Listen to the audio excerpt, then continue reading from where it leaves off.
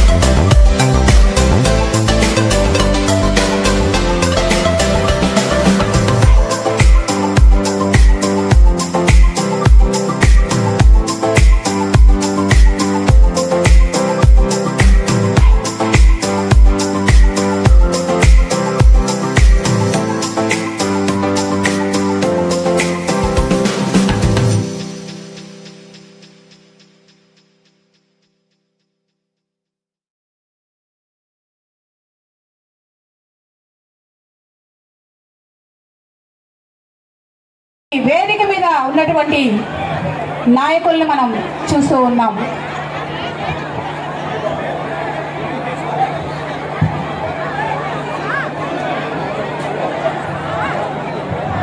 నాయకులందరూ కూడా SC, ST, BC, minority మరియు అన్ని వర్గాల వారికి సంఘీభావం తెలియజేస్తూ ఉన్నారు. జోహార్.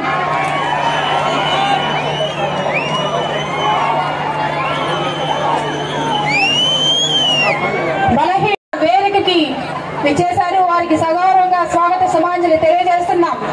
ఇప్పటి వరకు మనం చెప్పుకున్నాం సామాజిక సాధికార బస్సు యాత్ర అని. ఇది సామాజిక సాధికారత అంటే అన్ని రంగాలకు చెందిన వాళ్ళు నేడు నాయకులుగా మన కళ్ళ ముందు ఇక్కడ ఆసీనులై ఉన్నారు. వారందరికీ పేరు పేరున ఘన స్వాగతం తెలియజేస్తూ నేటి సభా కార్యక్రమాన్ని వెంకటగిరి నియోజకవర్గ ప్రజలందరికీ నమస్కారం.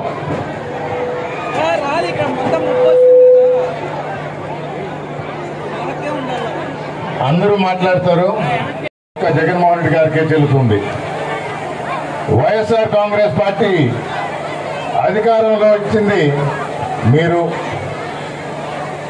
ఇది వరకు తెలుగుదేశం పార్టీకి ఓటేశారు. అధికారం వచ్చిన తర్వాత చెప్పిన మాటలు పక్కన పెట్టి స్వలాభం కోసం వెలుగొచ్చింది. జగన్మోహన్ రెడ్డి గారు వస్తే వెలుగొచ్చింది. మా జీవితాలు మారినాయి అంటే జగన్మోహన్ జిల్లా వైఎస్ఆర్ కాంగ్రెస్ పార్టీ అధ్యక్షులు, మన వెంకటగిరి నియోజకవర్గ సమన్వయకర్త రామన్నకి ప్రత్యేకంగా కృతజ్ఞత తెలియజేస్తున్నాను నాకు ఈ అవకాశం కల్పించాను. కేవలం ఎస్సీల కోసమే 2,000 కోట్లు ఖర్చు పెట్టడం జరిగింది ఈ 4.5 సంవత్సరాల్లో. అలాగే పెన్షన్ కోసం దళితుల్లో ఉన్నటువంటి అవ్వాతాతల కోసం 14,000 కోట్ల రూపాయలు ఈ రాష్ట్రంలో.